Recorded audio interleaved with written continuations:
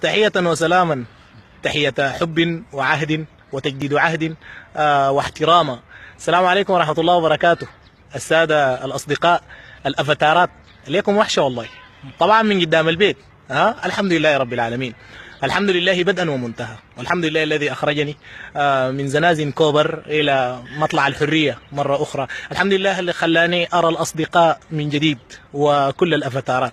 طبعا الوردة الأولى بهديها لكل أخ ولكل صديق ولكل زول وقف معانا في أيام المحنة. طبعا الإمام أحمد بن حنبل عليه رحمة الله متوفى في 242 هجرية، لما سئل بعد ما مرق من السجن بتاعه في قضية خلق القرآن وكذا وكذا، قال كلمته الشهيرة، قال كانت أيام المحنة، أيام المحنة وانقضت.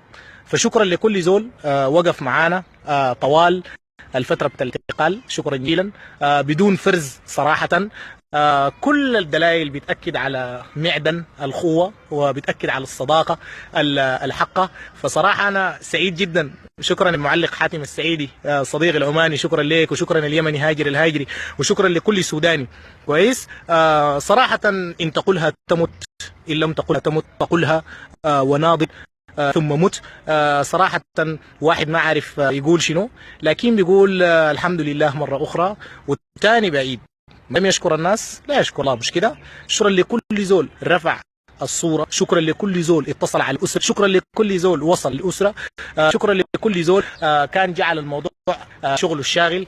يا أحمد مانشستر كويس. طبعا الأخ الصحفي صاحب السوكر لك التحية جميل. الله منورنا.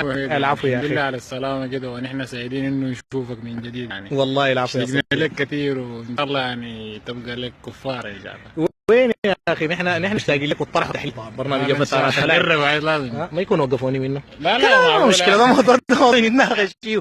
بعد شكرا احمد مانشستر اللي كان واصل الاسره طوال الفتره اللي فاتت صراحه. شكرا له كثير جدا، طوال الوقت كان واصل الاسره وما مقصر. كويس. شكرا اخونا كمان احمد علي، ده ما داير يقدم برنامج في الاذاعه بالمناسبه، لكن غاية هو بيحب البرامج الاعلاميه. احمد علي، انا بشكر اخونا احمد بي على الفيديو، بقول له الحمد لله سلام انه خرج من المعتقل يعني بعد 47 يوم في المعتقل معامله شبه. طيب نتحفظ.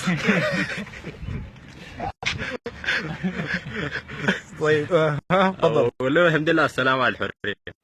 الحمد لله رب العالمين بدن ومنتهى. الاخ سامي الرجل المحامي، مرحبا بك اخي وصديقي احمد.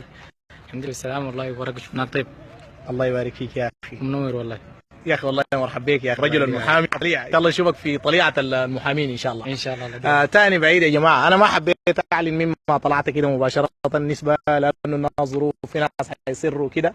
فعموما اشكركم مره اخرى، وبعد الموضوع كلنا اخوان، كلنا اصدقاء. ليهم للعبد ما ذكراكم انفاسنا ومشاعرنا. كثير من الناس بيسالوني، طبعا يعني بيسالوني ناس كثيره، يقول يا اخي اصدقائهم تاج على الراس. بعض الناس يعني بيقولوا مصعب الضي، يا اخي مصعب الضي ده عمل لك فيديو وتكلم عنك وكده وكده. ما عارف انا اختصر الموضوع بشنو، لكن بقول لكم هذا معنى ان يكون لي اخ. هذا معنى ان يكون لي اخ. ابو حنج التغلبي كانت قصته الشهيره لما كان واحد من اللي داير يشيل منه التار، فقام قال له يا اخي انا قتلت، يعني انا امير، قتلت اخوك الراعي، انت جاي تقتلني الان وانا امير براعي. كويس. قال لي الكلام قال لي ويح اقتل اميرا براعي. فده قال لي شنو ابو حنج؟ قال لي دع عنك ذكر الامراء. اتفقنا؟ دع عنك ذكر الامراء، فلت كان اخي اميري ولقد كان مصعب ضي اميري. فالتحيه لكل الاصدقاء. شكرا الخال الكتالوني محمد. طولت من التعليق طبعا، لقى الرجل تعبان طبعا. كويس. قال لي الايام دي المستوى الكتالوني نازل وين مباراه في المعتقل يا اخوي؟ انت شايف راس السنه ضاع والبوكسينج دي ضاع، والايام ان شاء الله يا رب تتعوض افضل واجمل. وشكرا لابتسامتكم. في نفس الوقت ما اعرف جاي مانشستر في المركز السادس هناك يا زول، مش كده احمد؟ ماشي كل يا زول. من ليفربول الثاني 5 نقاط. شيلسي المتصدر.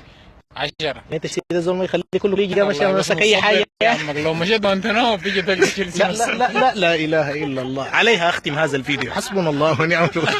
كويس.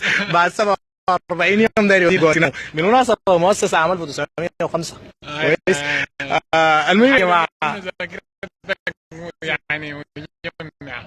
والله الذاكره ما راحت خلاص موجوده. كويس ونكون يا لخبطه. يلا يا جماعه شكرا جزيلا. ندي والد والده حقهم لغايه ما نفيكم ان شاء الله بفيديو اخر والله العظيم حاجه ما غيرها. كويس والله الذي لا اله الا هو نسيته خلاص. كويس. فعموما انا سعيد بكم جدا.